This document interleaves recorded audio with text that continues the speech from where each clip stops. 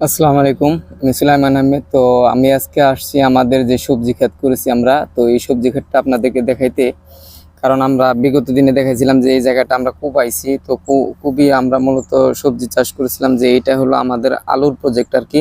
তো এই যে আলুর প্রজেক্টের মাঝখানে মাঝখানে আমরা দেখেন যে কিছু কফি চারা লাগিয়ে দিছি আর কি। এটা হলো আমাদের আর কি বাঁধাকপি। দেখেন যে কফিগুলো কি সুন্দর আর কি হয়েছে। তো এই যে কফিগুলো দেখেন যে মাঝখানে মাঝখানে আমরা যদিও লাগাই, কিন্তু দেখেন কত সুন্দর এই আর কি বাঁধাকপিগুলো হয়েছে। তো কিছুদিন আগে যেহেতু মুরগি এগুলো খেয়ে ফেলাইছিল, তারপরে মোটামুটি আর কি সুন্দর একটা কফি আসছে। তো মূলত আর কিছুদিন পরে এগুলা আর কি আমরা হারভেস্ট করতে পারবো। তো এই যে দেখেন, আর এইখানে যে আমরা আলুটা লাগাইছি এটা হলো গুটি আলু আর কি। তো এই যে গুটি আলুটা মোটামুটি আমাদের ভালোই হয়েছে। তো ওই সামনে আমরা আর কি বড় আলু লাগাইছি, তো ওইখানে চলেন আপনাদেরকে দেখাই যে ওইখানের আলুটা কেমন হয়েছে।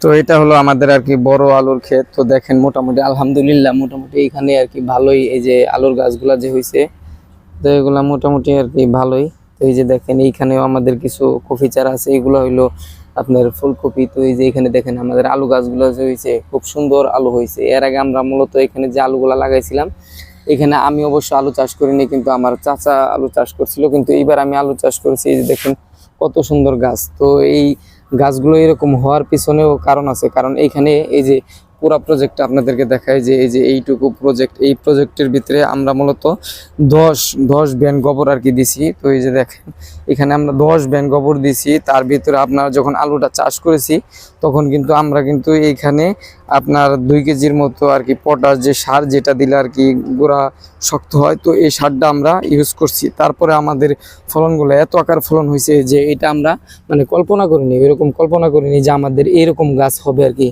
তো আলহামদুলিল্লাহ মোটামুটি এইখানে এই যে এইখানে যে গাছগুলা দেখতে পাচ্ছেন অনেক শক্তিশালী, এই গাছগুলা কিন্তু অনেক শক্তিশালী। এই যে দেখেন গাছগুলা মোটামুটি অনেক শক্তিশালী হয়েছে।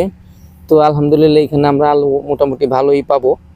আর এই যে এইখানে দেখেন যে এখানে আমরা কিন্তু পেঁয়াজ রোপণ করে দিয়েছি অলরেডি। দেখেন এই যে অলরেডি পেঁয়াজ রোপণ করে দিয়েছি। তো এখানে পেঁয়াজ রোপণ করার যে সিস্টেমটা খুব সুন্দর আকারে আমরা এই যে দেখেন খুব সুন্দর আকারে পেঁয়াজ রোপণ করছি। তো এইখানেও মূলত পটাশ আমরা দিছি আর গোবর দিছি। তো এই প্রজেক্টের ভিতরে আমরা মূলত 5 ব্যান গোবর দিছি আর 2 কেজির মতো পটাশ সার দিছি আর কি।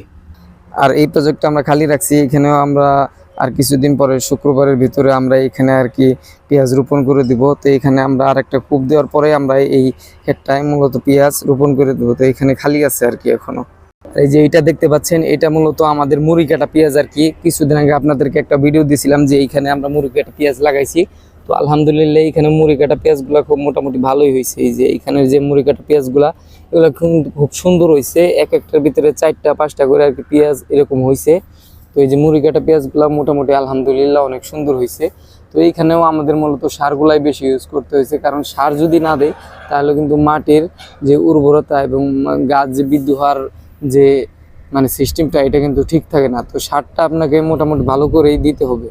এটা হলো আমাদের ধনিয়া আর কি। আমরা যে ধনিয়া পাতা খাই, ওই ধনিয়া পাতা লাগাইছি আর কি এখানে। মোটামুটি আলহামদুলিল্লাহ যে ধনিয়া যত সুন্দর ধনিয়া পাতা হয়েছে, খুব সুন্দর ধনিয়া পাতা হয়েছে। এই যে দেখেন খুব সুন্দর ধনিয়া পাতাগুলো হয়েছে আর কি। তো এইখানেও আমরা গোবর ইউজ করছি। মূলত আমার যেহেতু খামার আছে, তো এই কারণে আমি মূলত গোবরটা বেশি ইউজ করি, সারটা খুব কম ইউজ করি আর কি।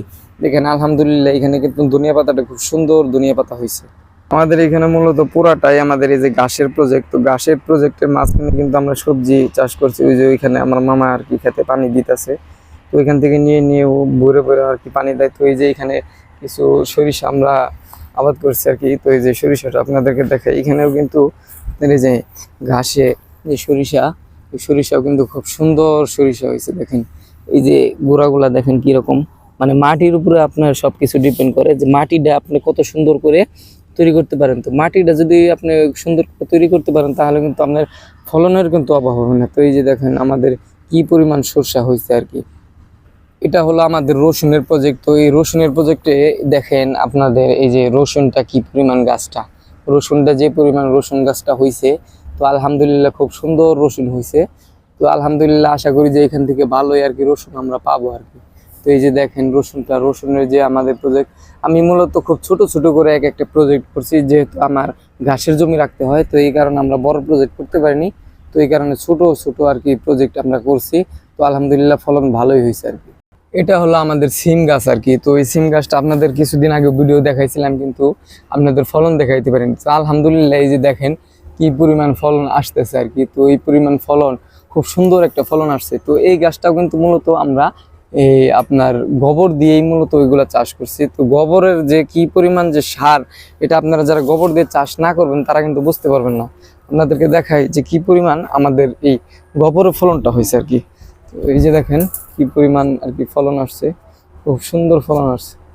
তো আপনারা চাইলে কিন্তু এরকম কিন্তু আপনারা গোবর দিয়ে, সার কম দিয়ে কিন্তু খুব সুন্দর আপনারা ফলন পাইতে পারেন। এই যে দেখেন কি পরিমাণ, কি সুন্দর একটা সিম গাছের একটা ফলন আসছে। তো গোবর দিয়ে আপনারা যদি জৈব সার ইউজ করে করেন তাহলে কিন্তু আলহামদুলিল্লাহ আপনারা এরকম কিন্তু আমার মতো সবজি আর কি বাগান করতে পারেন।